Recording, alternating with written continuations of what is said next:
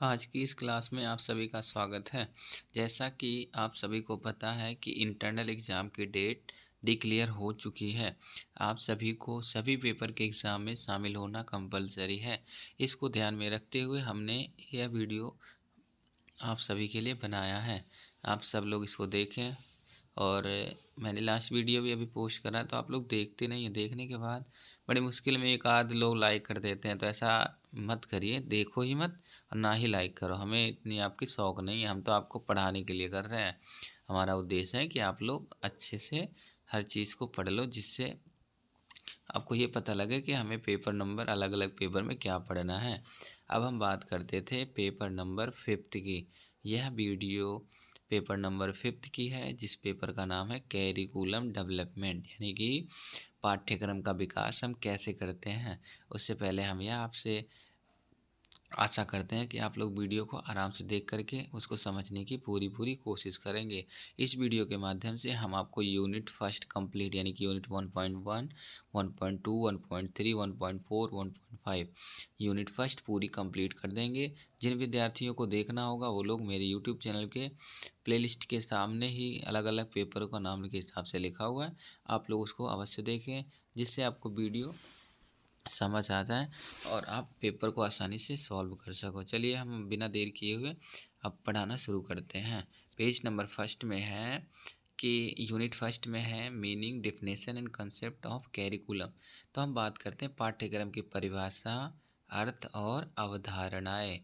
यानी जो हमारा पाठ्यक्रम होता है या पाठ्यक्रम हमें क्यों पढ़ाया जाता है, इसका मेन उद्देश्य क्या होता है, इसको पढ़ने के बाद हमें क्या फ़ायदा होने वाली है, ये भी जानकारी हम आप तक पहुंचाने की पूरी कोशिश करेंगे।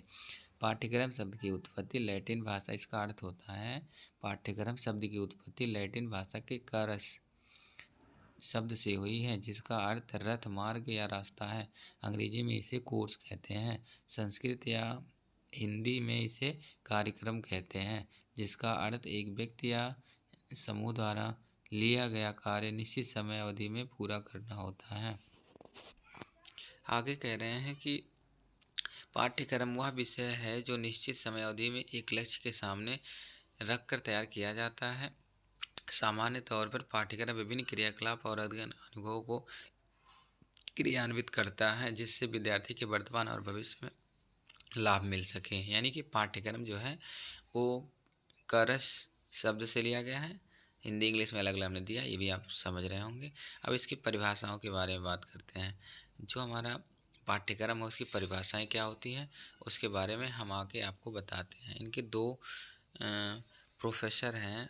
प्रोफेसर JSK के अनुसार वह सभी अधिगम कार्यक्रम जो पूर्ण निर्धारित एवं शिक्षक द्वारा निर्देशित हो तथा जिन्हें समूह में या व्यक्तिगत रूप से शाला में या शाला के बाहर क्रियान्वित किया जाए, यानी पाठशाला के अंदर या पाठशाला के बाहर इसको पढ़ाया जा सके या क्रियान्वित किया जा सके। दूसरा है प्रोफेसर विलियम डेविड के अनुसार सुसंगठित निर्देशात्मक विषय वस्तु और विद्यार्थी को दी जाने वाली संबंधित क्रियाकलाप अर्थपूर्ण अधिगम अनुभव के साथ हो तो उसे पाठ्यक्रम कहते हैं।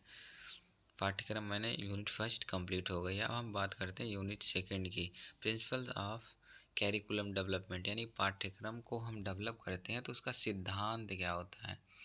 अब हम बात करते हैं पाठ्यक्रम का सिद्धांत। हर पल नई खोज हो रही है, जिसके कारण पाठ्यक्रम में बदलाव लाना पड़ता है। आधुनिक विज्ञान तथा तकनीकी बढ़ना तथा सीखना पाठ्यक्रम की प्रक्रिया है। आगे बात करते हैं किसी भी समूह के लिए पाठ्यक्रम बनाते समय निम्न सिद्धांतों का पालन करना चाहिए। पहला, पाठ्यक्रम उम्र के अनुसार होना चाहिए। पाठ्यक्रम लक्ष्य निर्धारित होना चाहिए। पाठ्यक्रम आवश्यकता अनुसार, पाठ्यक्रम स्तर अनुरूप होना चाहिए। पाठ्यक्रम अद्ययावत होना चाहिए। पाठ्यक्रम रचनात्मक प्रदान करने वाला होना चाहिए। पाठ्यक्रम समाकलित होना चाहिए। पाठ्यक्रम विस्तृत होना चाहिए। यानी कि हमारे जब पाठ्यक्रम हम बनाते हैं तो ये करीब 8 पॉइंट है, इसका विशेष ध्यान रखने की आवश्यकता होती है, जिसके माध्यम से हम यह क्लियर कर सकते हैं कि अगर पाठ्यक्रम में ये सारी चीज़ें हम ध्यान में रखते हुए बनाएंगे तो वह विद्यार्थियों के लिए बहुत ही महत्वपूर्ण होगा। अब हम बात करते हैं, पहला पाठ्यक्रम आयु के अनुरूप होना चाहिए। आयु का मतलब अब इसके बारे में हमने चर्चा किया है यहाँ पे। सीखने की उम्र के अनुसार पाठ्यक्रम में बदलाव लाना अति आवश्यक है। केवल मंदबुद्धि बच्चों के लिए नहीं, सामान्य बच्चों एवं दिव्यांगता से ग्रसित बच्चों के लिए भी ध्यान रखने की आवश्यकता होती है। जैसे उम्र है 3 से 6 वर्ष, इसमें गामा कौशल और मनोरंजनात्मक कौशलों का ज़्यादा इन्वॉल्वमेंट होना जरूरी है। उसके बाद 7 टू 12 ईयर जो कामक मनोरंजन में स्वयं सहायक और सामाजिक, 13 टू 15 ईयर पूर्व व्यवसायिक संज्ञानात्मक मनोरंजनात्मक बहुत से, और 15 से 18 व्यवसायिक सामाजिक और मनोरंजनात्मक, ये सारी कौशल हमारे पाठ्यक्रम में शामिल होना अति आवश्यक है। अब दूसरे पॉइंट पे आता है, पाठ्यक्रम लक्ष्य निर्धारित होना चाहिए। जैसा कि सभी को पता है, अगर हमें पहले से प्री प्लान पता होगा तो हम सारी चीज़ों को आसानी से सीख सकते हैं। जैसे उसमें लिखा गया है, बिना लक्ष्य के पाठ्यक्रम विकास करना संभव नहीं। सामान्य बच्चों का पाठ्यक्रम विषय वस्तु पर आधारित होती है। मंदबुद्धि बच्चों का पाठ्यक्रम विशिष्ट व्यवहार और कौशल के अनुसार लक्ष्य निर्धारित होता है। पाठ्यक्रम कैसा आकार लेगा, लक्ष्य निर्धारित करने से यह पता चलता है कि बच्चा कितना सीख पाएगा या कौशल कौन कौन सी क्षमताओं का विकास होगा। यानी कि पाठ्यक्रम का निर्धारण अवश्य होना चाहिए। नेक्स्ट पॉइंट है, पाठ्यक्रम आवश्यकता अनुसार होना चाहिए। आवश्यकता अनुसार से मतलब क्या है, उसके बारे में हम आपको बता दें।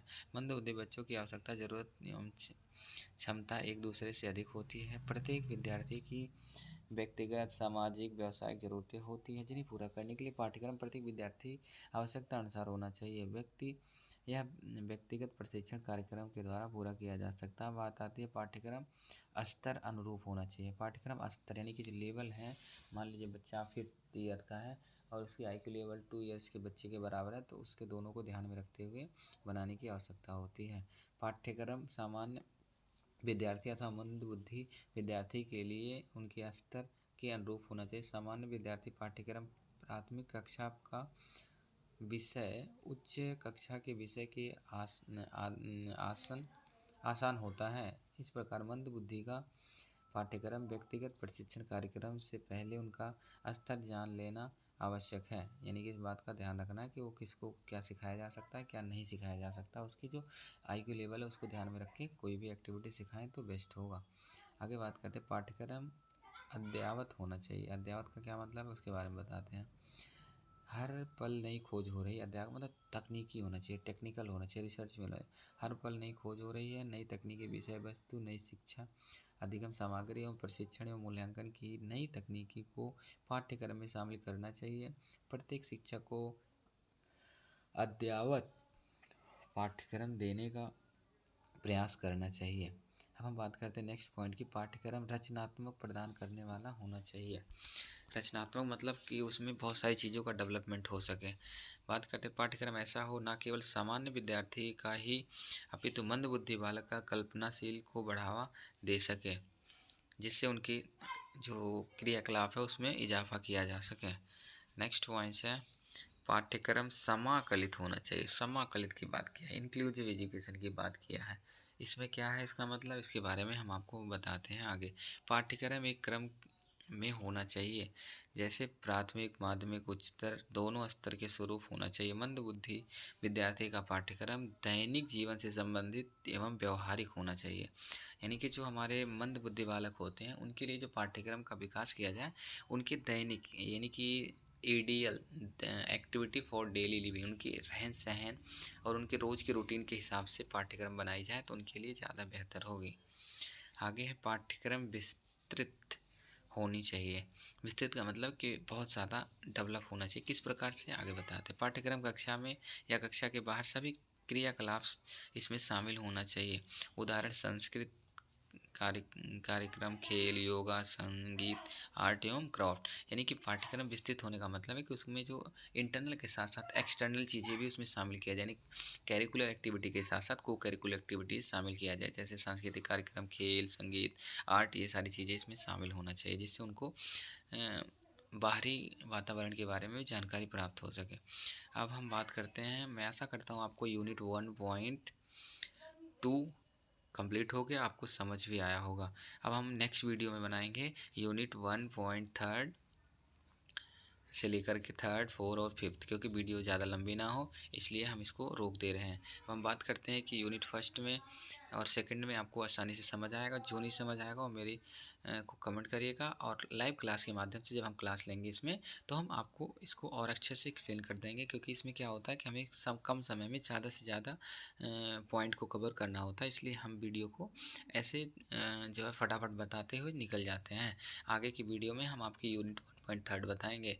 मैं आशा करता हूँ आप लोगों को वीडियो थोड़ी बहुत सपोर्ट मिलेगी, और कमेंट लाइक शेयर ज़रूर करें जिससे मेरे चैनल को सपोर्ट मिले। आप लोगों का सपोर्ट ही हमारे लिए ज़्यादा इम्पोर्टेंट है, क्योंकि यह जो हम आपको पेपर नंबर 5 की बात करते हैं इसमें शायद और कहीं से आपको मिलने के चांसेस कम होंगे, तो आप लोग कोशिश करिएगा कि वीडियो को ज़्यादा से ज़्यादा देखें, और इसको 1 बार 2 बार 3 बार 4 बार जैसे आपको समझ लगे समझ लेना। समझने में ही ज़्यादा अच्छा है, क्योंकि हम 2 यूनिट 10 मिनट में कवर कर रहे हैं, और लाइव क्लास में 1 यूनिट में ही काफ़ी समय लग जाता है। उसका रीज़न है कि हम एक टॉपिक पे बहुत अच्छे से एक्सप्लेन करने की कोशिश करते हैं, जिससे आपको आसानी से हर चीज़ को समझने में आसानी हो। मैं आशा करता हूँ आप लोगों को ये वीडियो पसंद आएगी। चलिए फिर मिलते हैं नई वीडियो के साथ। मैं दूसरी वीडियो शाम को करीब 5-6 बजे पोस्ट करूँगा, और ये वीडियो इसलिए आप पोस्ट किए हैं क्योंकि 2-4 दिन बाद आपका एग्ज़ाम होने वाला है। तो आप लोग एग्ज़ाम में कैसे पेपर आएंगे, कल को आप लोग ये नहीं कहोगे कि जी हमारा ये पढ़ाया नहीं गया, वो नहीं हुआ, ऐसा कुछ नहीं। जो आपको पढ़ाया गया उसी में से ही आपके एग्ज़ाम आने की पूरी पूरी संभावनाएँ होंगी।